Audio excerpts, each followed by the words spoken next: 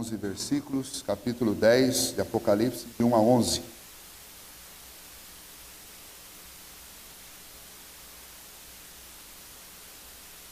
Vi outro anjo forte descendo do céu, envolto em nuvem, com um arco-íris por cima da sua cabeça. O rosto era como o sol, e as pernas como colunas de fogo. E tinha na mão um livrinho aberto. Pôs o pé direito sobre o mar e o esquerdo sobre a terra. E bradou em grande voz, como ruge um leão. E quando bradou, desferiram os 7 trovões as suas próprias vozes. Logo que falaram os 7 trovões, eu ia escrever, mas ouvi uma voz do céu dizendo: guarda em segredo as coisas que os 7 trovões falaram, e não as escrevas.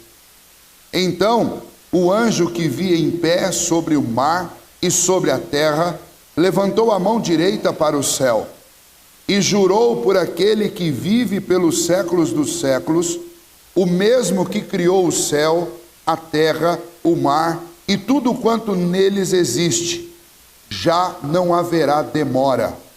Mas nos dias da voz do 7º anjo, quando ele estiver para tocar a trombeta, cumprir-se-á então o mistério de Deus, segundo ele anunciou aos seus servos, os profetas. A voz que ouvi, vinda do céu, estava de novo falando comigo e dizendo: vai e toma o livro que se acha aberto na mão do anjo em pé sobre o mar e sobre a terra. Fui, pois, ao anjo, dizendo-lhe que me desse o livrinho. Ele então me falou: toma-o e devora-o. Certamente ele será amargo ao teu estômago, mas na tua boca doce como mel. Tomei o livrinho da mão do anjo e o devorei. E na minha boca era doce como mel. Quando, porém, o comi, o meu estômago ficou amargo. Então me disseram: é necessário que ainda profetizes a respeito de muitos povos, nações, línguas e reis. Vamos orar mais uma vez. Senhor nosso Deus, nós te agradecemos nesta manhã, uma vez mais, porque o Senhor nos dá o privilégio, ó Deus, de com liberdade podermos examinar a tua palavra. E através dela o Senhor fala conosco. Teu Espírito que habita em nós nos ilumina para compreendermos a tua vontade expressada verbalmente através da tua palavra. Agora pedimos, Senhor, que o Senhor nos ilumine através do teu Espírito diante desta porção que lemos. Que o Senhor nos ensine as lições que precisamos, ó Deus, aprender nesta manhã através deste livro. Pedimos que o Senhor também quebrante o nosso coração e nos faça realmente dar ouvidos àquilo que lemos e àquilo que ouvimos. Pedimos isso, ó Deus, pedimos pela tua misericórdia e graça sobre nós nesta hora, em nome de Jesus. Amém. Muito bem. Recapitulando algumas questões importantes de Apocalipse, nós estamos no capítulo 10 e nós estamos do final do capítulo 9 e agora o capítulo 10, nós estamos entre o toque da 6ª trombeta e da 7ª. Se vocês lembrarem do que nós estudamos nos capítulos anteriores, vocês verão que na sequência anterior, que era a sequência dos 7 selos, também houve um intervalo entre o 6º e o 7º selo. E então nós estamos observando em Apocalipse este padrão, onde a mensagem vem sempre apresentada sobre a ordem de um número 7, com 7 cartas, 7 selos. Estamos agora na 6ª trombeta e especialmente o capítulo 10, nós estamos no intervalo entre a 6ª trombeta e a 7ª trombeta. E o que significa estas mensagens neste formato? Significa que Deus está falando conosco e João está fazendo esse registro, e esse registro é feito em forma de paralelismos. E estes paralelismos, eles acontecem sempre com o foco no mesmo período. Não é uma história cronológica, mas é a repetição da visão da história sobre ângulos diferentes. Os primeiros 7 foram as 7 cartas que nós lemos, e então nos primeiros capítulos de Apocalipse, Deus entrega uma mensagem à igreja dos últimos dias, que é a igreja que vive entre a primeira vinda do Senhor Jesus e o último dia. Nós fazemos parte desta igreja. O segundo conjunto de 7 são chamados os 7 selos, é a visão a respeito da história de um ângulo diferente. Agora é o ângulo de João, que está na ilha de Patmos, olhando para o céu. Deus abre o céu e mostra para João como as coisas estão acontecendo lá, neste mesmo período da história. Lá ele vê o Senhor sobre um trono, lá ele vê o Filho de Deus tomando o livro da história, abrindo estes selos que são descritos aí em 7 selos, e ele faz a história acontecer. Então, Deus está mostrando a João, que está com os pés aqui na terra, a história sobre o ângulo do céu. Ou seja, tudo o que acontece aqui, para conforto e consolo de João, e nosso também, está debaixo do governo e do controle do Senhor. Ele lá da sala de comando do universo, ele governa todos os fatos, todos os acontecimentos, por mais incompreensíveis que eles sejam, eles estão debaixo do governo do Senhor. Mas agora então nós temos nesta última sequência que estamos estudando, das 7 trombetas, nós temos o mesmo período da história, mas sendo descrito de um outro ângulo. Agora é o ângulo de quem está no céu, olhando para a terra. É a visão de Deus a respeito deste mundo ímpio, deste mundo caído, deste mundo de rebeldia. E então estas 7 trombetas são as manifestações do juízo e da ira de Deus sobre este mundo por causa da impiedade dos homens. Nós vimos desde a primeira trombeta que o clamor do povo de Deus, o clamor dos cristãos, o clamor daqueles que temem a Deus, chegam diante do trono do Senhor e Deus se manifesta por causa desse clamor. Deus envia sobre a terra sinais de juízo, manifestações da justiça dele. Nós vimos nas 4 primeiras trombetas que estas manifestações, elas destroem, elas desconstroem completamente a ordem natural que Deus tinha criado. Isso é uma manifestação de juízo. Os homens se rebelam contra Deus e Deus lhes tira toda a sua segurança. A segurança na ordem climática, a segurança naquilo que se colhe da criação, e então é insegurança sobre a terra, insegurança sobre o mar, e estas desordens todas na criação são consequência de um juízo divino. A partir da 5ª trombeta, e nós vimos na 5ª e na 6ª trombeta, Deus enviando da parte dele os seus anjos que colocam o homem em uma situação de disciplina, em uma situação em que Deus manifesta a sua ira, não total, mas de forma parcial, mas ele manifesta a sua ira e coloca os homens em grande conflito. Então os homens se levantam uns contra os outros em guerras, os homens se matam, os homens são mortos por causa da sua maldade e por causa dos seus pecados. E nós estamos vivendo especialmente num momento da história em que isso fica extremamente claro. É o Senhor entregando os homens aos seus próprios desejos, às suas próprias paixões, às suas próprias corrupções. Por isso nós fazemos guerras, por exemplo. E nós estamos numa semana em que alguns já chegaram a declarar que começou a Terceira Guerra Mundial, porque pelo menos 5 países estão lutando juntos contra as iniciativas terroristas do Estado Islâmico. Isso configura uma guerra. E embora os meios de comunicação não querem declarar isso para não gerar essa comoção que a palavra traz, mas de fato é isso que está acontecendo. Quando você tem uma coalizão na história com mais de 5 países, ou com 5 ou mais países juntos, você chama isso de guerra mundial. Então isso já está acontecendo. E essas guerras, elas têm em comum, em qualquer época, que vidas são ceifadas. Vidas de crianças, vidas de mulheres, vidas de adultos e vidas de idosos. E então aquilo que foi dito a respeito da 5ª e da 6ª trombeta está se cumprindo. Muita gente morre, é o juízo divino parcial vindo sobre os homens. Parcial porque ainda não é o juízo total sobre todos os homens. Mas essas guerras, estes rumores de guerra, fome, desordem, corrupção e todo tipo de mazela que nós encontramos, tanto na ordem das coisas criadas, da criação, quanto entre os homens. Isso é o toque das 7 trombetas, especialmente dessas 6 primeiras que nós estudamos até aqui.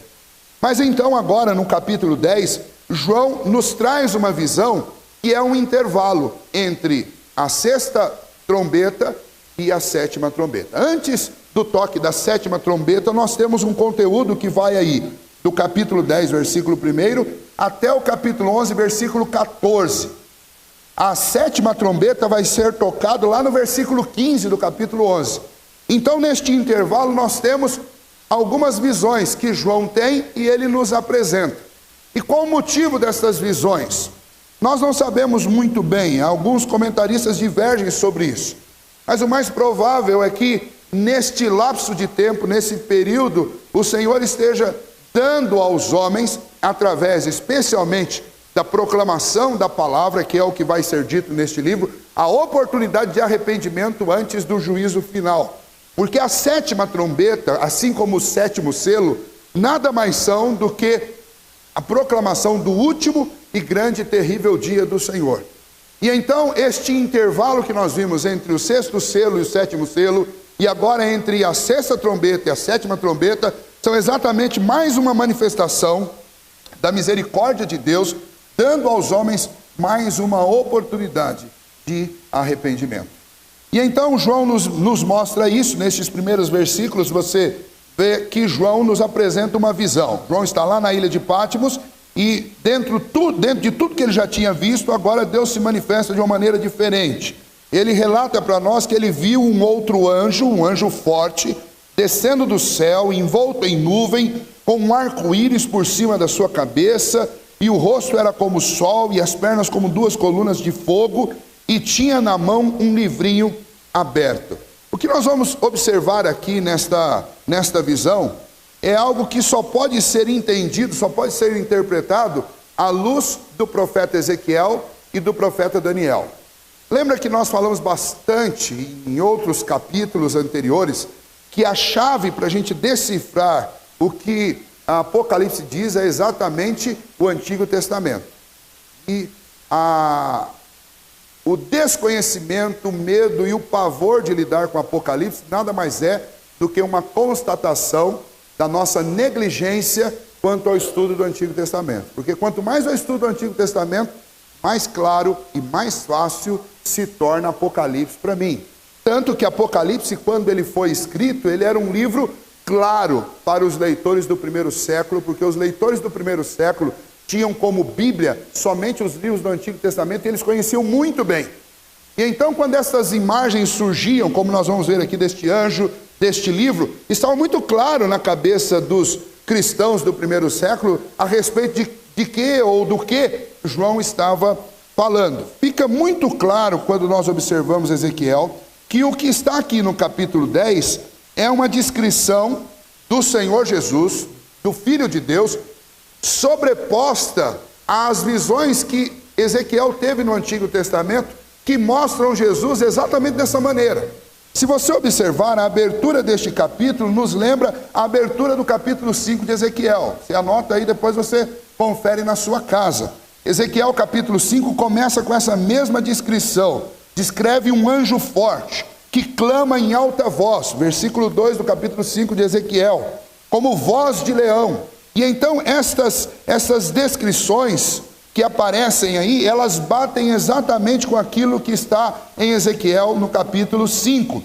Tudo sobre essa descrição de um anjo indica ser Cristo. Ele é o Senhor, Ele é aquele que tem esta voz poderosa, Ele é aquele que vem e que é descrito como leão, Ele é aquele que se manifesta poderosamente. Não é Miguel, não é Gabriel, não é nenhum destes anjos que aparecem no Antigo Testamento, mas é Cristo. É Ele que tem sobre si o arco-íris, símbolo da aliança, símbolo de que Ele é um Deus de aliança que quer transformação e quer novidade de vida para os homens.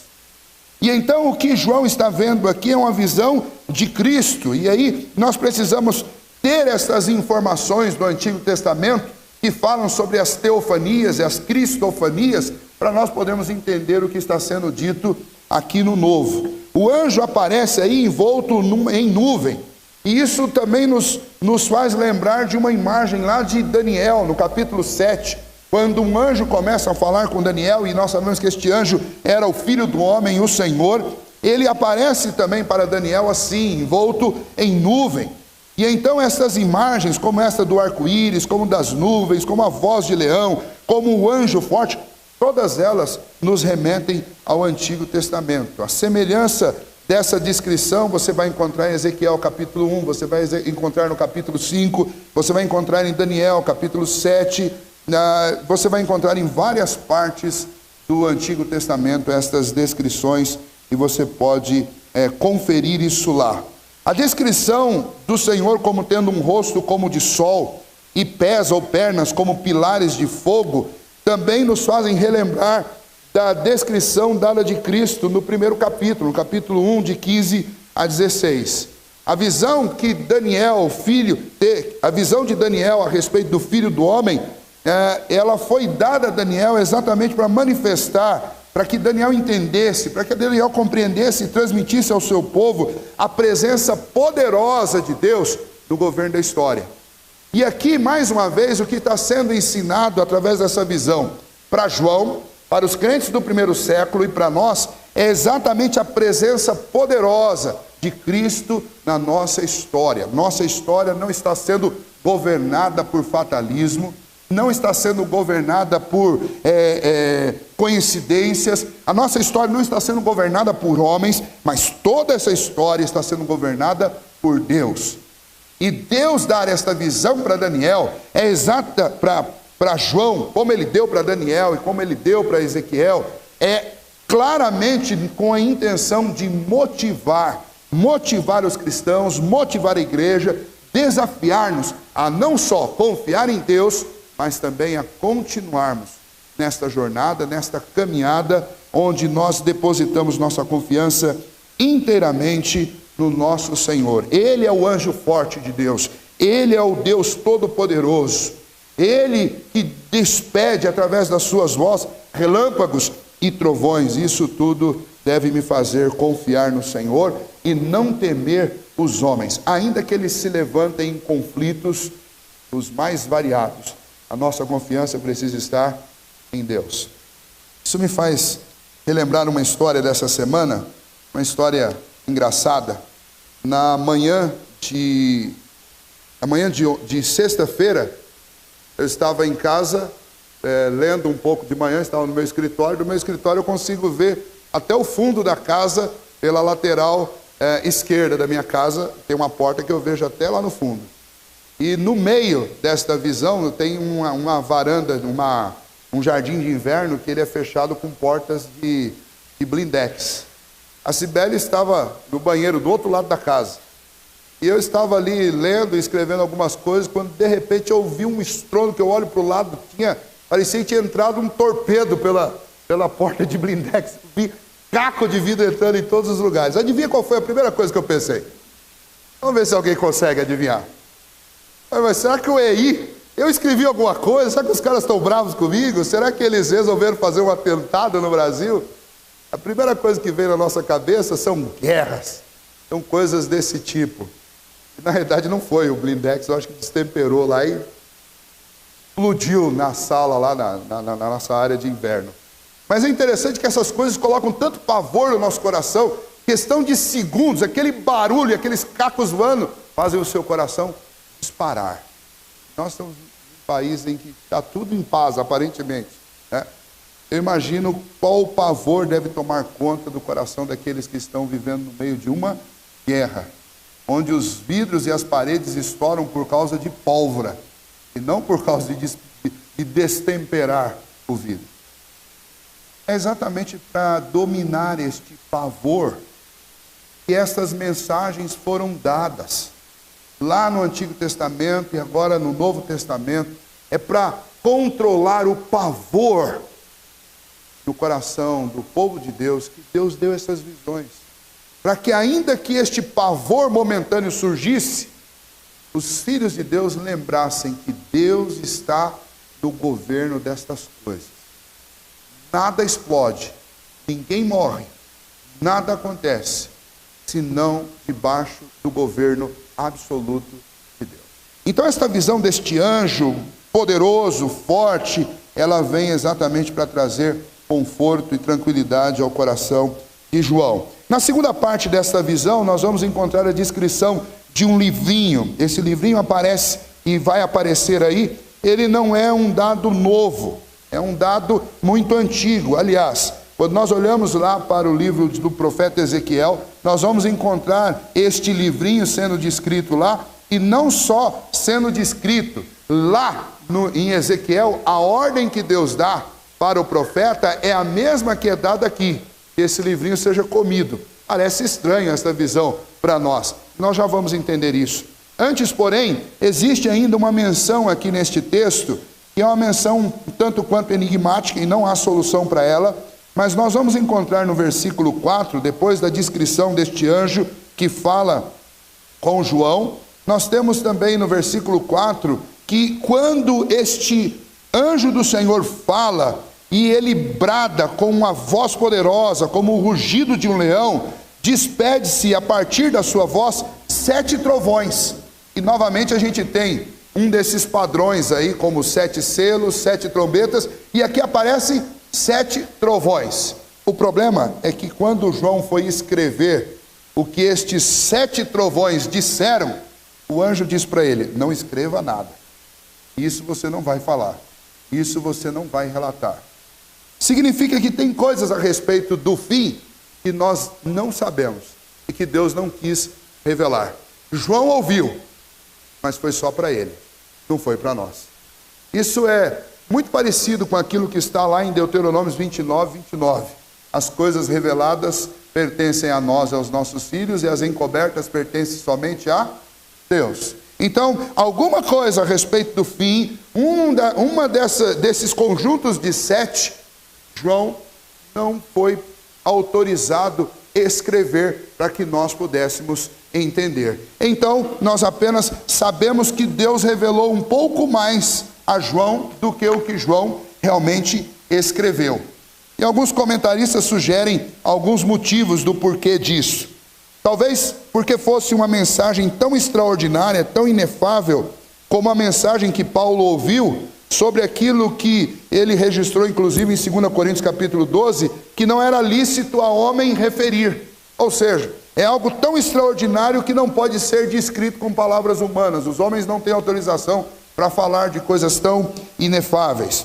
Uma outra alternativa é que seria um exemplo da demora de Deus, ou mesmo o cancelamento do seu propósito em relação ao fim, dando um tempo mais aos homens, mas isso não deveria ser relatado para não encorajar os homens a não se arrepender. Seria mais ou menos assim, trocando em miúdos. É como se essa teoria, os comentaristas dizem assim, Deus mostrou para João quanto tempo ia demorar. E aí nós já estamos aqui com 2000 anos de história, e talvez era exatamente esse o sentido desses 7 trovões. Quanto tempo ia levar para essas coisas acontecerem? E então Deus não faz relatar, porque se fizesse isso, imagine, você ter a mínima noção de quando vai acontecer. Então, vou deixar para me arrepender daqui mais alguns milênios, porque vai demorar algum tempo. Então, essa é uma das hipóteses que alguns comentaristas descrevem. Talvez seriam 7 trovões, outro conjunto de paralelos sobre o julgamento de Deus sobre os homens, e então não precisaria ser novamente registrado, porque já combina com algum outro que já tenha sido dito. De todas as formas, estes 7 trovões nós não vamos saber o que é, a não ser quando o próprio Deus quiser revelar-nos, se Ele quiser, lá na glória. Mas continuando esta visão, é dito sobre este anjo, ainda um pouco antes, que ele está com os pés sobre o mar, um pé sobre o mar e um pé sobre a terra. Isso dá a ideia de que ele domina absolutamente tudo, nada está fora do seu domínio. E por governar absolutamente tudo, ele tem o tempo certo para que todas as coisas aconteçam. E então, quando nós caminhamos nesta declaração, nesta visão, os versículos 5 e 6 trazem para nós uma informação muito importante. Diz assim: então o anjo que via em pé sobre o mar e sobre a terra levantou a mão direita para o céu e jurou por aquele que vive pelos séculos dos séculos, o mesmo que criou o céu e a terra, o mar e tudo quanto neles existe. Dois pontos: já não haverá demora. Então, tão logo veio aquela visão e aqueles 7 trovões, foi revelado a João que este Senhor que domina sobre tudo garante: não haverá demora. Não há muito tempo, ou não haverá mais tempo. Isso é uma declaração clara do Senhor de que, em primeiro lugar, tudo que o Senhor se propôs a fazer através do seu Filho Jesus já foi concluído. A exemplo disso, o Senhor Jesus lá na cruz, a última palavra dele foi: está consumado. Significa o quê? Que tudo o que precisava ser feito, toda a organização, todo o cenário já foi montado. Não há nada mais que impede a volta do Senhor. Na sequência dos eventos do Novo Testamento, os relatos após o cumprimento das decisões de Deus na história através de Cristo Jesus não precisam mais de nenhum outro acontecimento para Deus estabelecer o julgamento. Ou o que detém o juízo final? Nada, exceto a cronologia de Deus. Porque os eventos que são profeticamente anunciados no Antigo Testamento e no Novo Testamento, todos eles se cumpriram. Em algum grau, todos eles. Você ler os relatos que o Senhor Jesus faz a respeito dos últimos dias, que estão lá em Mateus, capítulo 24 e 25, você vai ver que todos aqueles relatos já se cumpriram. Todos eles.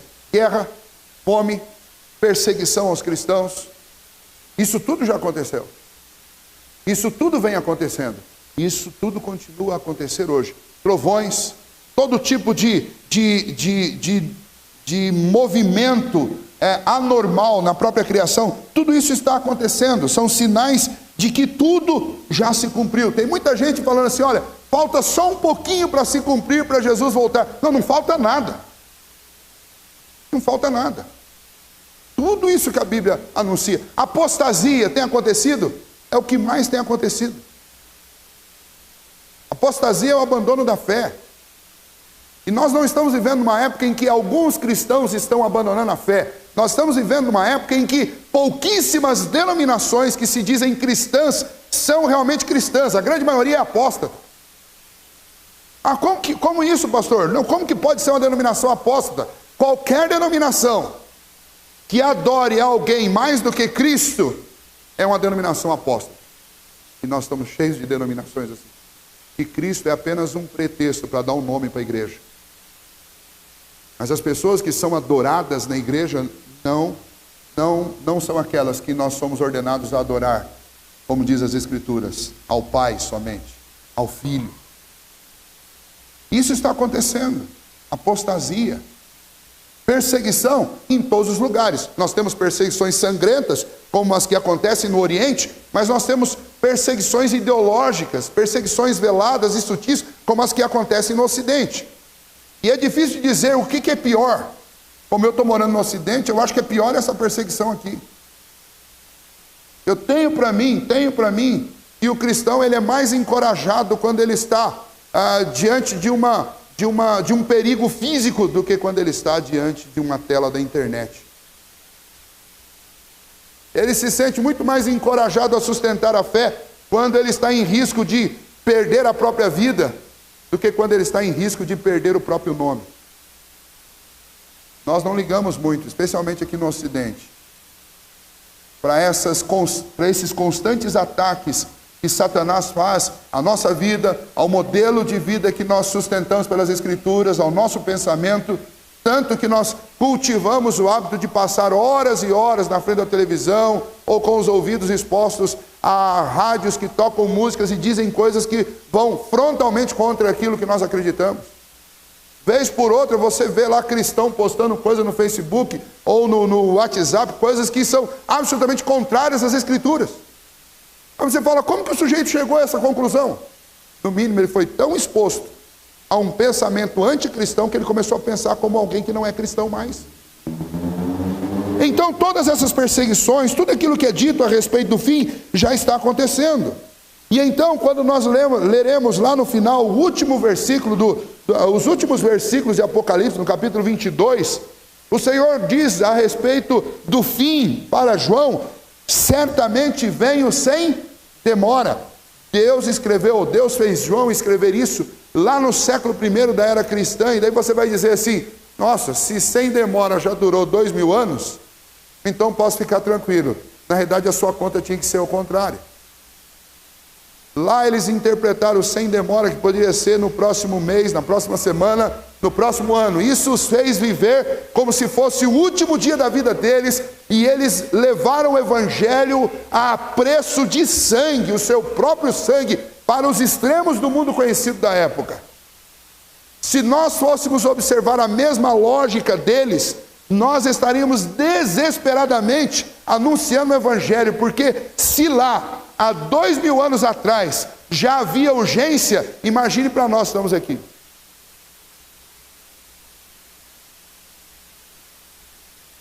Não sei, você já deve ter tido essa experiência de entrar em casa à noite sem energia. Essa semana acabou a energia aqui em Itapeva, nós ficamos completamente no escuro. E aí o jeito de caminhar no escuro é mais ou menos assim: você sabe que tem uma mesinha de centro lá no meio da sua sala. Você só não sabe calcular muito bem quanto que você vai levar para chegar lá. Então os primeiros passos que você dá, eles são mais largos. Mas quando você suspeita que você está chegando, você começa a dar passo bem curtinho, porque você sabe que você está prestes a bater. Não é assim? Isso é um exemplo comum, todo mundo faz isso. E se fosse um buraco? Se fosse um buraco, você ficaria com mais medo ainda. Vai pondo o pé e apalpando para ver se você não está prestes a cair. A ideia é a mesma. Se lá no primeiro século a coisa já era urgente, imagine para quem está vivendo agora. Como é que nós deveríamos estar nos comportando nesses dias? Com muito mais pressa, com muito mais desempenho, com muito mais desarraigados, desprendidos do que eles estavam lá. Entretanto, o que acontece é o contrário. Nós estamos mais confortáveis, confortavelmente acomodados, como se nada fosse acontecer. Como se alguém tivesse tirado a mesinha do centro da sala. Eu posso andar tranquilo, não vou bater em nada. Como se alguém tivesse tapado o abismo. E essa não é a verdade. A mensagem de Apocalipse é para nos lembrar que o Senhor vem sem demora, que não há mais tempo, que tudo está acabado, completado, e não haverá demora. Eu não posso pensar que o Senhor vai demorar. Eu devo pensar sempre que será a minha geração. Algum tempo atrás alguém chegou para mim e disse: pastor, o que o senhor acha de tudo que o senhor está vendo aí? Quanto tempo será que falta para Jesus voltar? Eu falei: bom, se o próprio Jesus disse que nem ele sabia, só o Pai sabia, é difícil de tentar imaginar alguma data. Mas eu gosto de pensar que vai ser na minha geração. Isso me motiva a fazer as coisas do jeito que Deus quer. Porque se eu pensar que vai ser daqui 3 gerações, eu vou ficar relaxado, acomodado. Talvez até abandone estas coisas todas. Porque é natural do ser humano. Especialmente nós brasileiros. Nós gostamos de usar todo o tempo que nós temos. Se alguém marca uma data para você entregar uma coisa, um trabalho, por exemplo, você deixa para começar o trabalho na sexta-feira anterior. E se o trabalho é para entregar na segunda-feira até meio-dia, você vai entregar na segunda-feira quando for 11h55. É o nosso jeitão. A gente usa o tanque de combustível do carro até a luzinha da reserva acender. Não é verdade? É isso que a gente faz.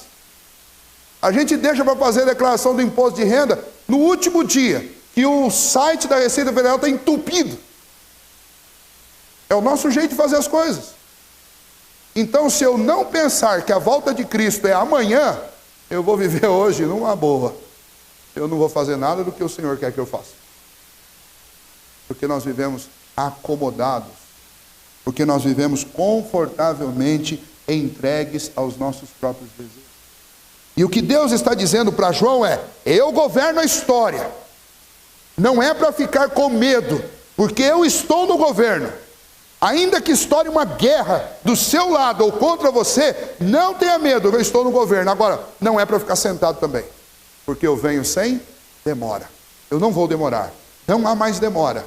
Então Deus está tratando o homem como o homem precisa ser tratado, dando segurança por um lado e pelo outro lado dizendo: vocês não podem parar. Não parem. E aí então, por que Deus traz esta mensagem para João? Porque a segunda parte do texto, que fala sobre um livrinho, se você olhar aí a partir do versículo 8, este anjo diz para João que ele deveria tomar aquele livrinho que ele viu lá no início. Então, obviamente nós imaginamos que seja alguma coisa do tamanho de homem. Aparece um grande anjo, forte e poderoso, com um pé sobre o mar e outro sobre a terra. Se o livro fosse compatível com o tamanho do anjo, não daria para ser humano nem tocar nele. Então por que fala livrinho? Porque é livrinho para homem, não é livro para o anjo. Na mão do anjo é um livrinho muito pequenininho, uma miniatura. E então isso é um livro que é para nós, não é para Deus. Diferente daquele livro, daquele rolo que o Senhor toma e abre os selos, aqui não, aqui é um livrinho. Do mesmo jeito que aparece lá no Antigo Testamento, no profeta Ezequiel. E então o que é dito para João fazer com este livrinho? O anjo diz para ele que ele deveria tomar esse livrinho e ele deveria devorá-lo. E esse livrinho teria 2 sabores. Teria um gosto doce na boca, mas um gosto amargo no estômago. O que isso significa? Vejam só, João, você tem segurança porque a história está sob o meu domínio. João, o tempo é urgente, porque eu venho sem demora, não vai demorar. E eu vou entregar para você uma missão. Pega esse livrinho aí. Para você que crê, para você que conhece, para você que teme ao Senhor, esse livro é doce. Mas quando esse livro é digerido, e você se apropria desse livro, esse livro tem algo amargo nele. Tem algo amargo por vários motivos. Primeiro, porque esse livrinho, quando ele é interiorizado dentro de mim, ele gera uma guerra. Ele gera uma guerra. Porque o que esse livro ensina vai frontalmente contra aquilo que a minha natureza gosta. Então é doce a princípio. Mas quando você leva esse livrinho a sério, quando você traz esse livro para dentro de você, aí a coisa fica um pouquinho amarga. E estômago, só para lembrar, estômago para o hebreu é o centro das emoções. Eles acreditavam que o centro das emoções ficava aqui, no lugar do estômago, o coração era aqui. Por quê? Isso é bem fácil de entender. Quando a gente se assusta, aonde que vem a primeira reação? Daquele frio no estômago. Quando você fica ansioso, aonde é que você sente ansiedade? Eu sinto principalmente no estômago. Dá uma fome sem fim, não tem o que sacia. Tem outros mais agraciados por Deus, que quando ficam ansiosos não sentem fome. Gente, como eu queria ser assim. Mas as emoções nossas, todas elas se relacionam muito bem com o estômago, ou muito mal. Então quando ele está falando sobre isso, ele está falando sobre quando este livrinho chega no centro das nossas emoções. Aí tem um gosto amargo. Porque ele mostra que as minhas emoções estão distorcidas. Ele mostra que o pecado deturpou aquilo que é bom e transformou em mal, e pegou aquilo que é mal e transformou em bom. E quando este livrinho entra no coração, ele vai colocar as coisas em ordem. Aí você vai viver um conflito. Então, isso é muito interessante, por quê? Porque a ordem que o Senhor vai dar para João é que João apresente esse livrinho para o mundo, que ele conte a respeito desse livrinho, que ele se aproprie desse livro e então ele anuncie esta mensagem. É necessário que ainda profetizes a respeito de muitos povos, nações, línguas e reis. Quer dizer, João, você se apropria desse livro e você vai contar desse livro. E no mesmo que acontece com você, vai acontecer com qualquer pessoa. O livro vai ser doce na boca, mas vai ser amargo no estômago. E então esta é uma mensagem para pregadores, esta é uma mensagem para cristãos que têm o dever de proclamar o Evangelho. E é interessante que eu sou pastor ordenado há 15 anos. E antes disso, fui seminarista 5 anos. E antes fui presidente de UPA, presidente do UMP. E sempre gostei de pregar. Desde a época de UPA e UMP eu gosto de pregar. Uma das coisas interessantes que acontece quando você prega é isso. Primeiro, é bom demais quando você abre um texto e começa a ler o texto. É doce na boca. Quando você começa a estudar, começa a se apropriar do ensino, daí você vê que a coisa é amarga. É amarga por quê? Porque não é fácil de fazer. É amarga porque vai na direção contrária àquilo que você normalmente anda. Então começa a ser amargo no estômago do pregador, que na hora de ensinar, ele tem que, antes de tudo, fazer um reconhecimento diante de Deus e diante do povo. Gente, o que eu vou falar aqui é doce na boca, mas é amargo no estômago. E eu sei disso por quê? Porque eu tenho dificuldade com isso. O texto vai bater primeiro em mim, antes de bater em vocês. Depois você prega, você percebe que quem fica com o texto somente na boca, sai nas nuvens. É ótimo, bacana. Mas quem deixa o texto descer para o centro das emoções, ora, contorce, e diz diante de Deus, palavra pesada e dura. Só o Senhor pode me dar força para vencer, ou para praticar isso.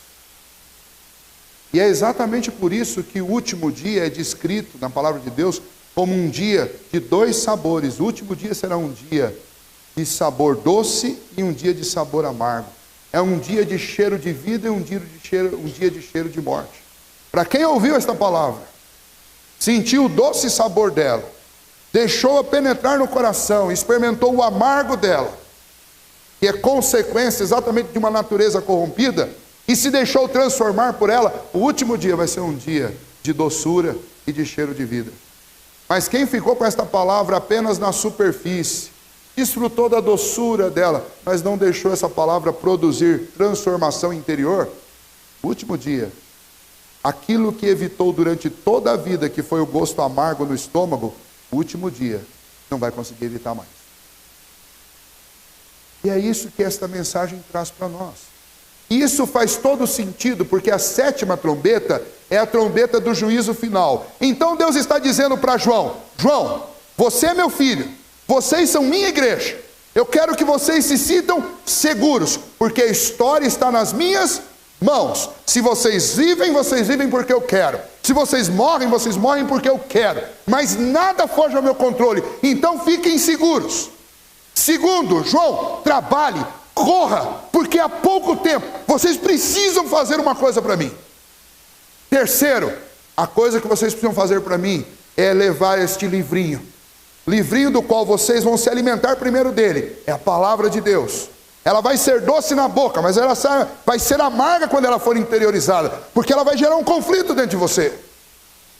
Mas você deve pegar isso tudo, esse conteúdo todo, e você precisa sair a todas as nações, a todos os reinos, a todas as línguas, e você precisa profetizar essa palavra, para que outros ouçam também, para que seja doce ao paladar dos outros e amargo ao estômago, porque é isso que transforma. E essa é a única chance de resistir à sétima trombeta, que é o juízo final. É você ser transformado pela palavra. E então nós temos lições para nossas vidas. Quando nós ouvirmos falar, como estamos ouvindo essa semana, de guerras e rumores de guerra, nós não podemos deixar que o nosso coração sinta medo ou se ponha numa situação de ansiedade, de conflito ou de terror. Deus está governando. Segunda aplicação para a nossa vida, nós somos crentes extremamente acomodados. E nós precisamos sair dessa nossa acomodação. E Deus tem um jeito especial de fazer isso conosco. É nos dizendo que já é o fim. Está na última hora. Não resta mais nada a ser feito. E esta mensagem é uma mensagem séria para você também, que talvez não tenha rendido a sua vida a Cristo Jesus. O fim está próximo. Você pode ignorar ou tentar ignorar o Senhor por toda a vida, mas quando tocar a sétima trombeta, você não terá como. A Bíblia diz que todo joelho se dobrará diante de Deus. E aí não adianta dizer, eu fui na igreja algumas vezes, eu frequentei alguns cultos. Não é isso. Porque nunca foi e não é a igreja que salva. Denominação nenhuma salva ninguém. Religião nenhuma salva ninguém. O único que pode nos salvar da ira vindoura de Deus contra toda impiedade, contra todo o pecado que os homens cometeram contra Ele, o único que pode nos salvar é Cristo Jesus, aquele que morreu lá na cruz no meu lugar. E o Senhor Jesus disse, aquele que crê em mim, este tem a vida eterna. O que não crê, está condenado. A questão é, você crê em Cristo Jesus? Você não tem mais muito tempo para decidir. É a última hora. É o último momento. Este é o momento de você dizer, Senhor, eu já acreditei em muitas coisas, eu já corri atrás de muitas coisas. E me frustrei com todas. Por isso eu estou aqui diante do Senhor. E se esta palavra do livrinho estiver correta, o Senhor não vai me frustrar. Porque esta palavra diz que Jesus é o único que nunca frustrou, nunca frustrará. Porque Ele é o Filho de Deus, o único e suficiente Salvador. E então esta mensagem é uma mensagem para todos nós. Para você que já é crente há muito tempo e para você que ainda não é. Nós estamos diante do último momento. E é bom que você pense que vai ser amanhã ou talvez hoje à tarde. Porque isso nos fará correr. E era isso que Deus queria que João fizesse. E por último, para você que já é cristão e já caminha há algum tempo buscando ao Senhor, nós não estamos numa colônia de férias. O Senhor nos deu uma missão.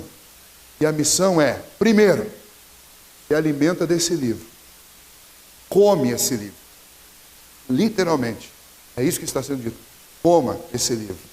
E esta é a imagem que eu tenho tanto no Antigo quanto no Novo Testamento, de alguém que se apropria da palavra de Deus. Não tem a palavra apenas nos lábios ou na mente, mas tem a palavra no centro das emoções. Ter na boca é fácil, é doce. O salmista diz no Salmo 119, quanto amo a tua lei, ela é doce, mais doce do que o mel. E eu afirmo a vocês, eu já preguei em muitos lugares, já preguei em hospital, já preguei em inauguração de banco, já preguei em inauguração de loja, eu já preguei em muitos lugares, e acredito que vou pregar em outros lugares ainda diferentes. Todo lugar onde você abre a Bíblia e fala dela, as pessoas gostam. Agora, é difícil ver pessoas levando este livrinho para dentro de si. Quando elas levam, elas dizem, pastor, é difícil. Como é difícil? É difícil mesmo. Por isso que nós dependemos de Cristo o tempo inteiro. Ele é o único que pode nos fazer vencer o gosto amargo. O gosto amargo não é gerado pela palavra. O gosto amargo é gerado pela indisposição do nosso coração de concordar com a palavra. É isso que faz o gosto ser amargo. Mas a nossa missão como filhos de Deus é nos apropriarmos desta palavra e anunciarmos essa palavra para os outros. Eu disse isso semana passada, não lembro aonde, nem com quem, mas eu lembro que eu falei isso. Nós gastamos muito tempo falando de uma porção de bobagens. Nós conversamos sobre futilidades. Nós sabemos cada um dos acontecimentos da nossa última série predileta. Nós somos capazes de gastar horas e horas assistindo essas séries de televisão. Decoramos nome de personagens. Decoramos toda a trilogia, ou nesses filmes mais longos aí, nem sei dizer quando são 6, 7 filmes. Nós decoramos todo esse conjunto de histórias. Nós somos extremamente indispostos de falar sobre a palavra de Deus. Conversamos sobre detalhes de livros e de uma porção de outras coisas, de futebol. Tem gente que sabe a escalação da seleção brasileira, ou na mesma, do Corinthians, de 50 anos atrás. mas não sabe dizer de cor os 10 mandamentos. Nem talvez o nome dos 12 filhos de Jacó, das 12 tribos de Israel. Ou talvez o nome dos apóstolos. Não é um absurdo a gente saber o nome de uma escalação inteira de um time de futebol e não saber dizer o nome dos apóstolos? Ou talvez dos 66 livros da Bíblia? Pode dizer, é um absurdo sim.